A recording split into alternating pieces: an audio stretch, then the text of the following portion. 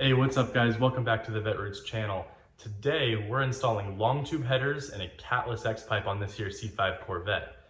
But first, let's use a little bit of movie magic. Go back to yesterday morning when we actually went and picked up these headers from Reno. It's 5:30 in the morning, but today we're gonna do something special. We have some headers we need to go pick up for the C5 Corvette. But they're in Reno, Nevada. We're in California right now, so we need to drive over, pick up those headers. Come along with me. Message from a new world I'd never known. Something about it felt like I've been waiting my whole life. Is this home? I can hear each sound calling my name, and I feel angels around when I start to sing, and suddenly it feels like heaven is not so far away. All right, we made it to Reno, picked up the headers. Isn't this Nevada? And I guess now it's time to drive back.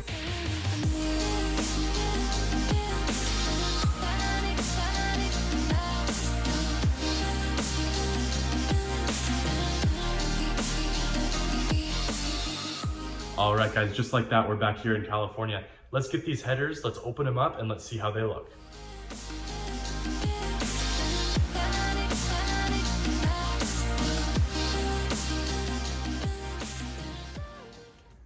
All right guys, and just like that, we have these two beautiful boxes from Texas Speed and Performance. Let's get them opened up and see how they look.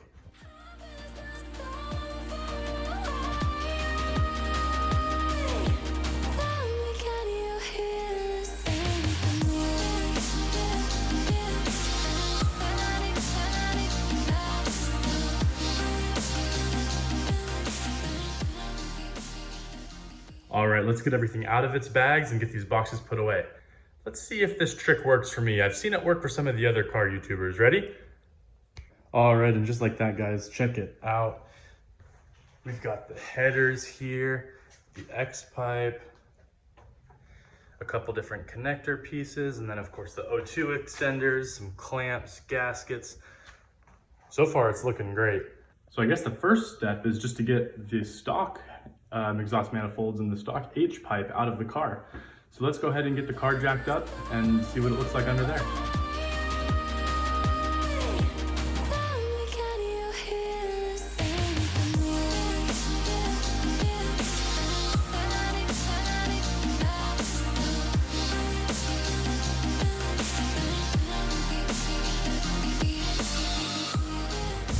All right, so we're under the car now. It's just taking a look at things.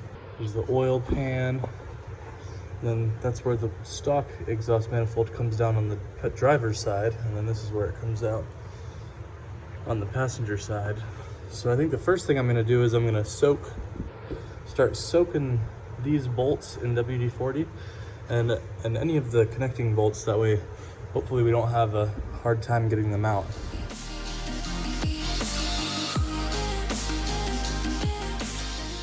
All right, and I also went ahead and sprayed down these bolts here that connect the X-Pipe to the Corsa exhaust. There's two there. And then also these bolts here, which hold up the X-Pipe, or sorry, that hold up the H-Pipe.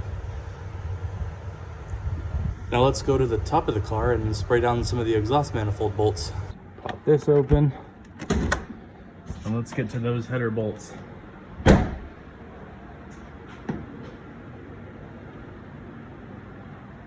I guess first we need to take off these plastic beauty covers. It's just a couple clips. Just pull straight up, straight off. One more down in the corner. And then just weave it through this fuel line here. All right, that was pretty challenging to do one-handed, so sorry if I wasn't able to record that. And right down there, you can kind of see one header bolt. I'm going to put my finger on it. Right down there. And then there should be let's see, 1, 2, 3, 4, maybe 5. I'm just gonna go ahead and spray both sides, both this side and the passenger side, down with WD-40. I got the negative terminal from the battery disconnected, and I got the serpentine belt loose here. Here's your tensioner. It's just a 15mm socket on there. Push it this way, and it will loosen up, and you can pull the tensioner, or you can pull the serpentine belt right off. So now let's get back over to the alternator and finish taking that off. All right, using a 15mm socket, I'm gonna go ahead and take the alternator bracket off and the alternator itself.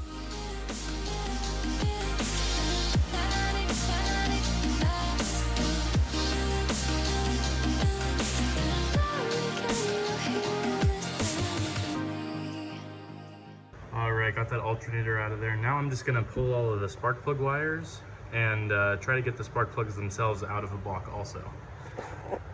All right, now I'm gonna take off the coil packs. 10mm deep socket. It's these bolts here. This one, that one, this one. I think there's 5 total, one over here and probably one in the back. All right, I got the coil packs off here. Look at how dirty those are. I really need to go through and clean this soon. Next, I'm going to disconnect this little air fitting here that connects to the exhaust manifold, and then this hose here. I'm probably just gonna disconnect it down there and then unbolt it from the exhaust manifold so I can just take it out and get it out of my way. But I got that hose out. Now I'm gonna go through and try to see if I can break these exhaust manifold bolts here. So I broke out the 1/2" drive ratchet. We'll see if that does the trick. I got all of those exhaust manifold bolts out. The hardest one to get was this one right back there, right where the tip of my finger would be. That one I just used this sort of extension on the 3/8" drive ratchet, kind of scoot it back in there and go like that, and you're able to get it out pretty easily. And surprisingly, they weren't even that tight, so maybe they've come loose over the years. So it's a good thing we're doing long tubes. All right, I couldn't get this to break loose from the cylinder head, so I'm gonna go underneath the car and see if I can start working on those bolts that connect the exhaust manifold to the downpipe there. I'm guessing there's 3 bolts. We're gonna try to work on those next. All right, so we're underneath the car now. So there's the oil pan for reference. So these 3 bolts in a triangle pattern here. There's 1, 2, and then there's 1. Let's see. There's the 3rd one. So just take these 3 bolts out and disconnect the exhaust manifold from the downpipe. I disconnected the O2 sensors up there, both the front O2 sensors and the back O2 sensors. And then I took out all these different clips here because the rear O2 wire kind of follows this track here. So they have all these little clips that clip in to all these spots here. You just pop them off and then you can take the O2 sensor totally off the car. Just like that, the factory H-pipe is out. Check it out.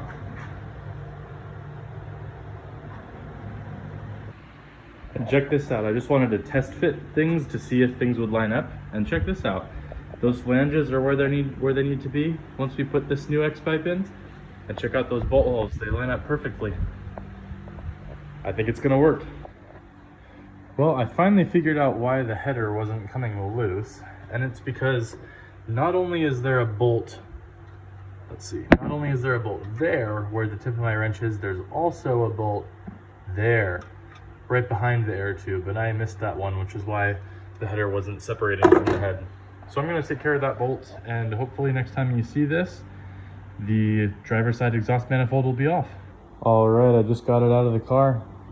Once I got that last bolt off, it came out super easily, right up through the top. All right, now that I have the stock exhaust manifold out of the car, take a look at the difference here between the stock exhaust manifold and then those long tube headers. They're definitely long. All right, so we're at a stage now where we should be able to get the new long tube in there. But I've watched enough videos to know that I probably shouldn't try to do it right now. What I'm gonna do is loosen up that nut down there, which is one of the motor mounts. And I'm gonna jack up this side of the engine to just try to get myself a little bit more room to slide the long tube in. In other videos that I've seen online, that's what they end up having to do. So I'm just gonna go ahead and do it. All right, so this nut that's right up in here, there's one on both sides. I went ahead and took the driver's side all the way off, and then I'm gonna loosen up the passenger side. That way, when I jack up the driver's side of the engine, it doesn't put too much stress here on this joint. All right, I was hoping I would be able to squeeze the long tube header in there without taking off this fuel line here. But it looks like that's not gonna work because I get so close, but then this catches right here and it's not very flexible. It only has a little bit of play in it. So I went and got me some fuel line disconnect tools. It was like $10 at AutoZone. If Harbor Freight was open this late at night, I would have gone there to get them, but it is what it is. And it's a 3/8 size fuel disconnect. Just got the fuel line disconnected there.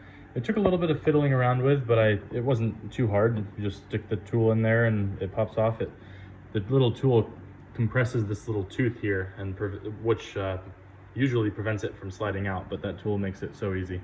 Real quick, I also wanted to show you guys the rig I have for lifting up the side of the engine in case you guys are doing this job yourself.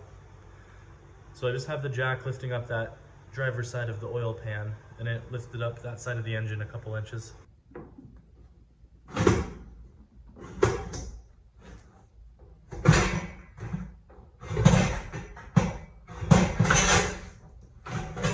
All right, how about that? Right, I've got the new long tubes in the car.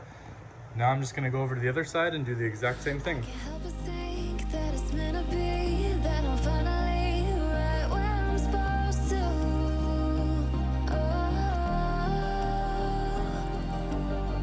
If I let you into the secret, would you listen? I can hear each sound calling my name, and I feel angels around when I start to sing, and suddenly it feels like heaven's not so.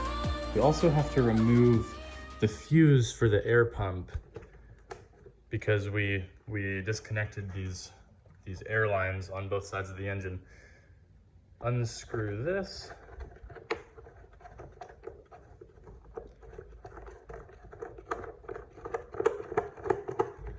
And then the cover pops off. Let's see. And it's this fuse right here, number 50, for the air pump. Everything's put back on the car. Got the serpentine belt back on, beauty covers, coil packs. All right, it should finally be ready to start up. Let's get this car on the ground. Now it's the moment I've been waiting for and you guys have been waiting for. Let's see how this car sounds now with long tube headers, a Catless X-Pipe, and a Corsa exhaust. First startup. Let's see if we have life. All right, let's see here.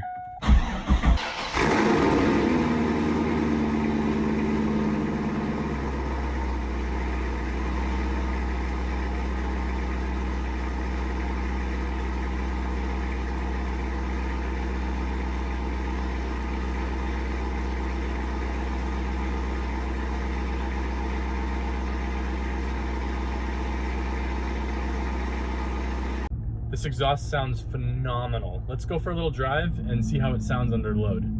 The engine oil isn't warmed up all the way, but let's do a little pull here and see how the exhaust sounds.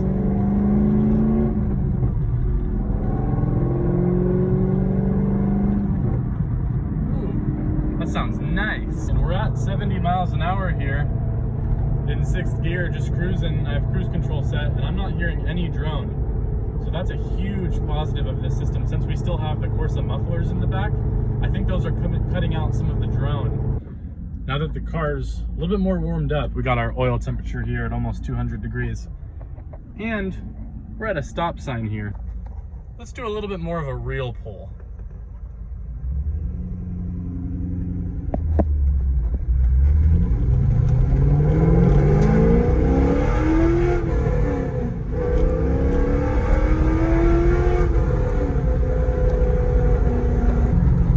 Couple downshifts for you guys.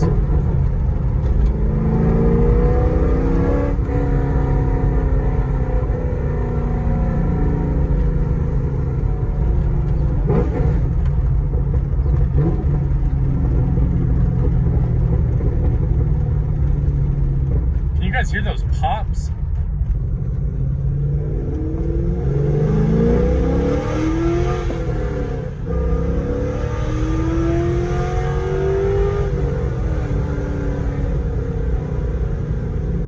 it to this secluded little cul-de-sac here. Let's set you guys up behind the car on the tripod and get a couple rev clips.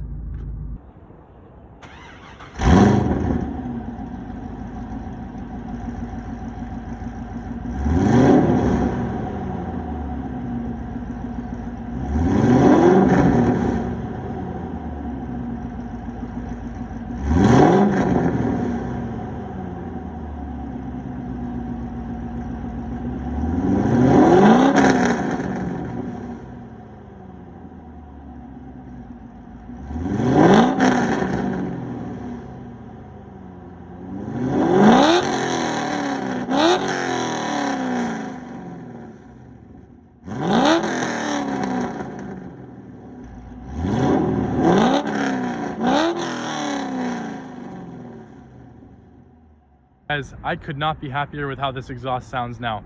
It sounds amazing when you rev it and when you get it up into the high RPMs, but at the same time, it doesn't drone when you're cruising on the highway. So I think this setup with the long tube headers, the X-Pipe, and the Corsa exhaust, I think that's the best all-around setup if you don't want it to be annoying, but you also want your car to sound really good.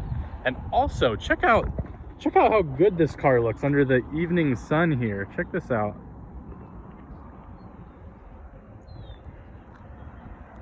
Also, I got those new wheels on it too. What do you guys think? These are replica C6 Z06 wheels. I tried putting actual C6 Z06 wheels on, but they didn't fit. So I went with these replica ones where the fitment is a lot better for a C5 Corvette. The front is almost perfect. See how it just barely pokes out there? The back is a little bit too tucked in for what I want, so I'm probably gonna put a spacer on it. See how the back tucks in a little bit before that fender there, so I want to bring that out maybe, I don't know, 1/2 inch or 3/4 of an inch. But yeah guys, I think that's gonna do it for today's video. Hope you guys enjoyed, and I'll see you in the next one.